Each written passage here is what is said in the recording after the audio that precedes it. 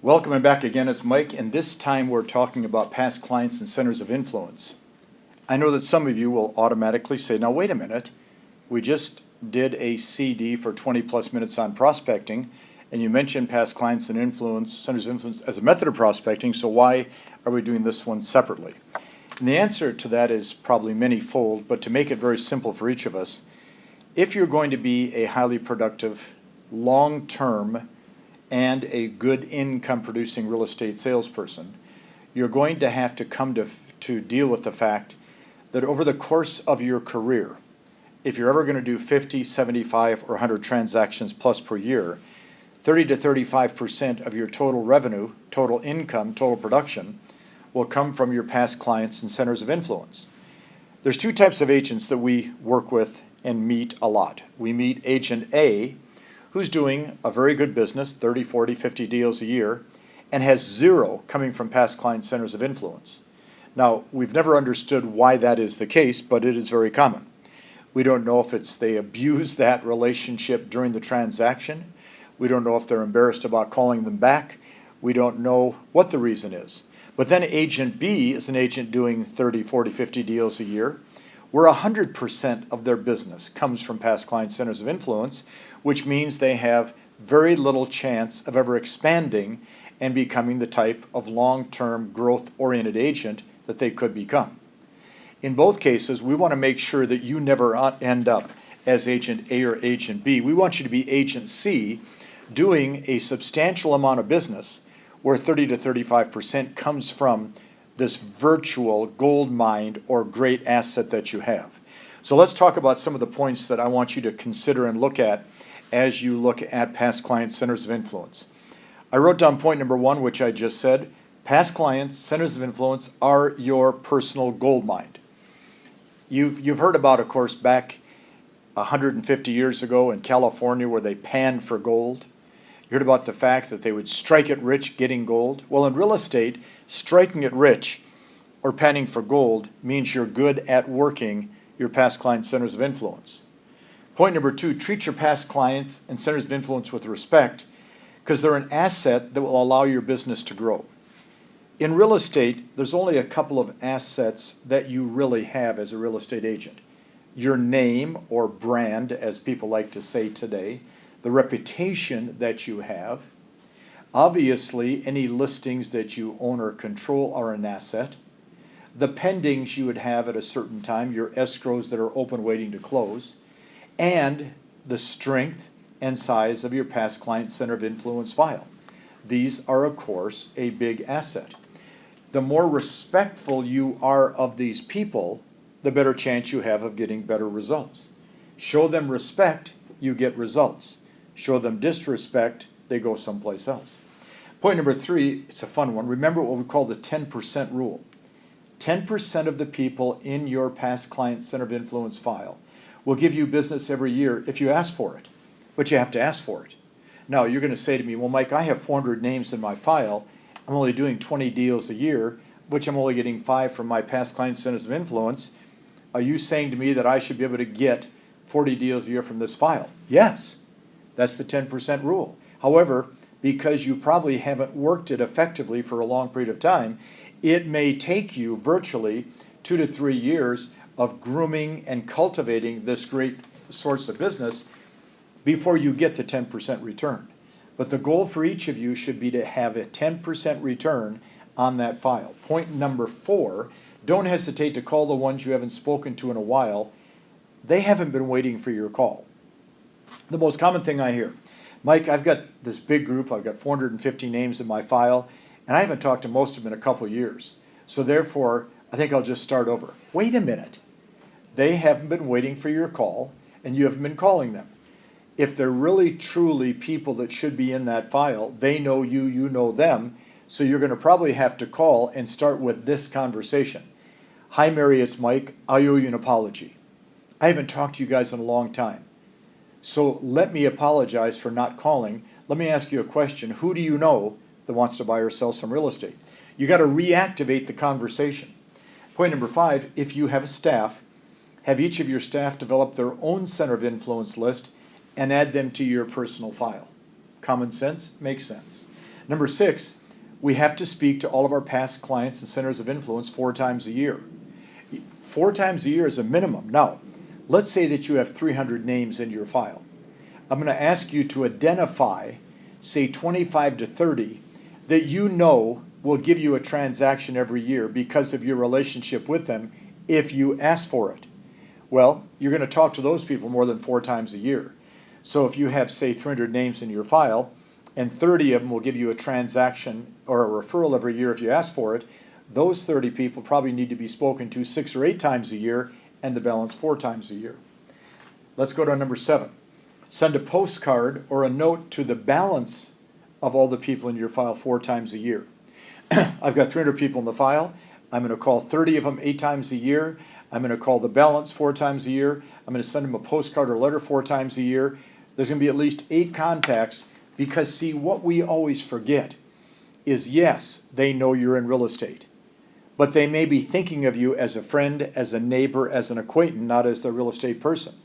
So if you really understand this concept of branding, you will brand your name into their head through constant reminders. See, when they see you on the street, when they see you at the store, when they see you in the neighborhood, they don't see you as a realtor, they see you as a friend, a neighbor, etc. Point number 8, if you're not going to call them 4 times a year and ask for referrals, remove them from your list, okay?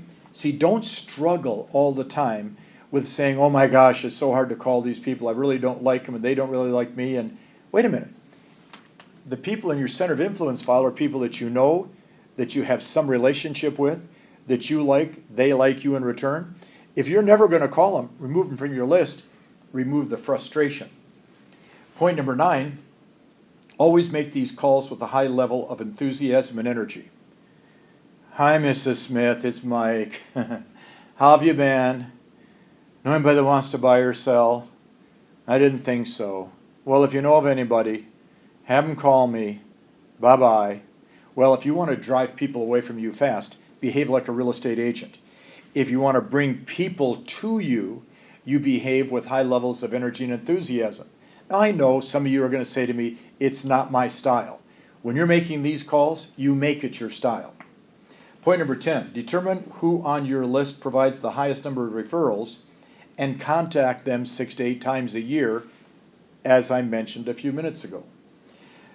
Point number 11 is something you should be thinking about. Consider creating an A and B list. A are those people you talk to virtually all the time, as I've mentioned twice before, and B are those people you talk to occasionally. And if they are A clients for you, tell them they're an A client.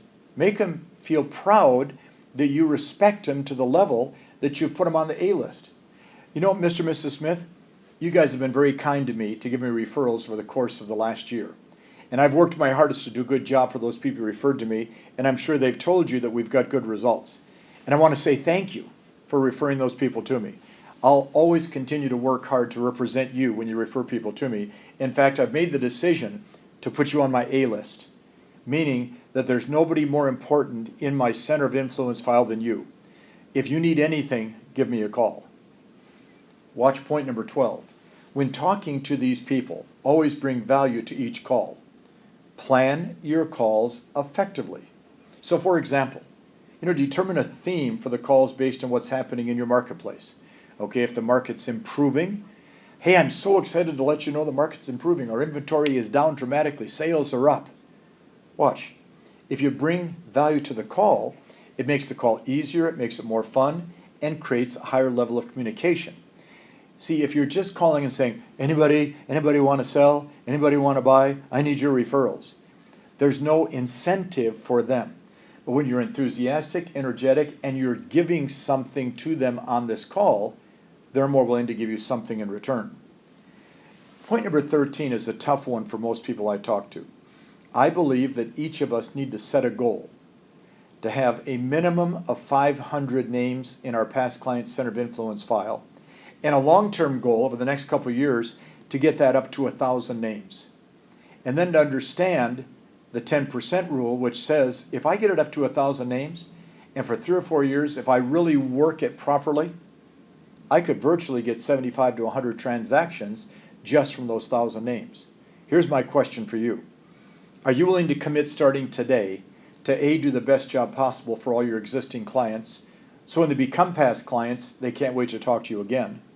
Are you willing to bring value to every call to your centers of influence so they can't wait to hear from you, hear about the real estate market, and give you referrals in return?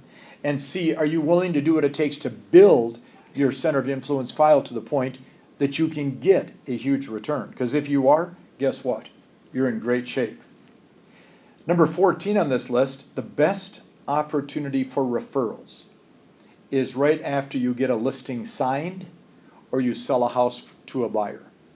That's when their excitement about you is at its highest point. That's when their motivation for being involved with you, talking to you, being around you at its highest point. They just listed their home. And that's when you can say, who else do you know?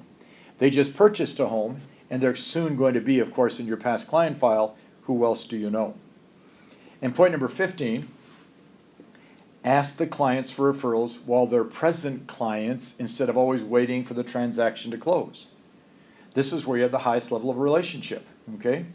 So go back to point 14. Your highest opportunity for getting referrals is once a contract is signed, because most of us are always going to wait till the transaction closes. Don't wait, ask today, okay? Point 16, we have to be specific when asking for referrals if we expect to get them. Hi Mary, it's Mike. I know you and George belong to the club around the corner. Who do you know at the club has been talking about buying or selling real estate? Hi Mary, I know you and George are very active in the church. Who in your church group has been talking about buying or selling real estate? If I say to a person, who do you know, it's very generic, very unspecific. If I say to a person, who do you know at your church? Who do you know at your office? Who do you know in the neighborhood? Their mind then focuses in on a particular group, and the chances for getting a referral are increased dramatically. Number 17, if you're not able to reach your past clients' centers of influence, you can leave them a message. Now, if you've been around the Mike Ferry training in the past, I tell people all the time, when you're calling a for sale by owner, when you're calling expired listings, just listed, just sold, don't leave messages. They're not going to call you back. However, with your past clients and centers of influence, always be prepared to leave a message.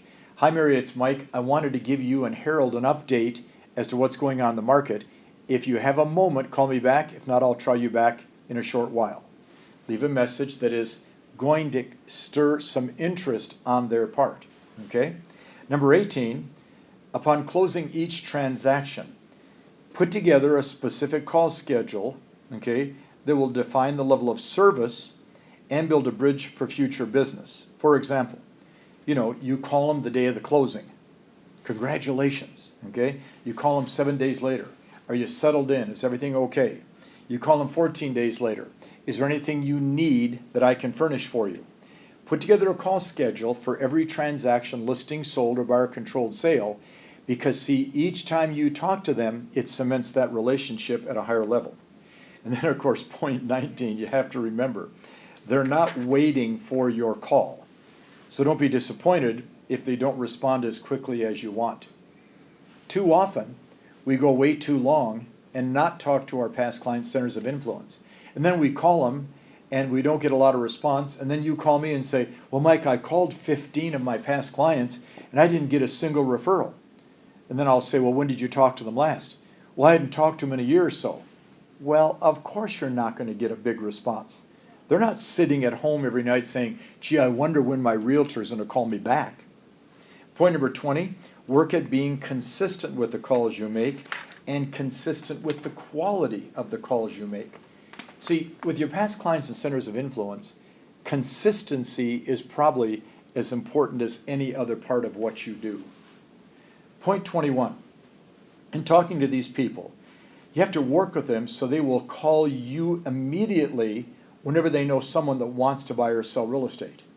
See, when you build a relationship with a past client, and they're, say, for example, an A client for you, and you've told them they're an A client, and you've told them why they're an A client, you're building in them then the recognition that if they see somebody or hear somebody, they'll pick up the phone and call you also. It is great, doesn't happen often, when a past client center of influence calls you and says, my neighbor George wants to sell their home. Obviously, point number 22 is ask permission to call them on a regular basis, because this will, of course, prepare them for your calls. Point 23, to build your center of influence, ask everybody that you do business with for business in return. See, make a list. I mean, stop and make a list today of all the people you do business with. You buy your car from a certain dealership, you have insurance with a certain person, you buy your clothes at the same store, you go to the same grocery store all the time, you get your gas from the same station. You have a certain list of people that you work with virtually all the time. Make a list of those people and say to them, you know what, I am proud to do business with you, and I'd be proud to have business come back to me from you. When do you plan on thinking about giving me referrals for all the business I give you? Number 23, to build your center of influence, okay, and your past clients. Whenever they give you a referral, be sure to call them back and thank them for it, okay? Even if you don't get a transaction out of this transaction. See, too often, they give us a referral, we get all excited, of course, naturally. We call the client, we're working with the client, or we're not working, whatever the case may be, and then we forget to call back and say, hey, thanks for the business that you gave us. Point number 25, your listing appointments to listing taken ratio. Now listen carefully. Your listing appointments to listing taken ratio will improve the more you're listing past client centers of influence. If you're going to do 100 deals a year, you want 35 to 40 coming from past client centers of influence. You want those people to always give you that listing as soon as you show up at the house. Your ratios improve when you do more business with people that you already know, okay? And then, of course, the last point I wrote down on past client centers of influence is you can build a great, solid reputation among these people as you being their real estate source. You want to be their real estate source. Whenever they think of real estate, a question, a problem, an opportunity, you want to create the relationship where they think of you first, second, third, fourth, and fifth. Now, yes, I know that working past client centers of influence is one of many methods of prospecting. But I think you can see, since we broke this one out and created one CD just on this topic, it's a pretty important topic. Let's make sure we go back through this material time and time again. Work with your coach on developing your relationships with these people. Work with your coach on getting a stronger relationship, and let's work to get that 10% rule in our place. We're going to talk next about lead follow-up. You're going to enjoy it. Prepare for it. Talk to you in a few minutes.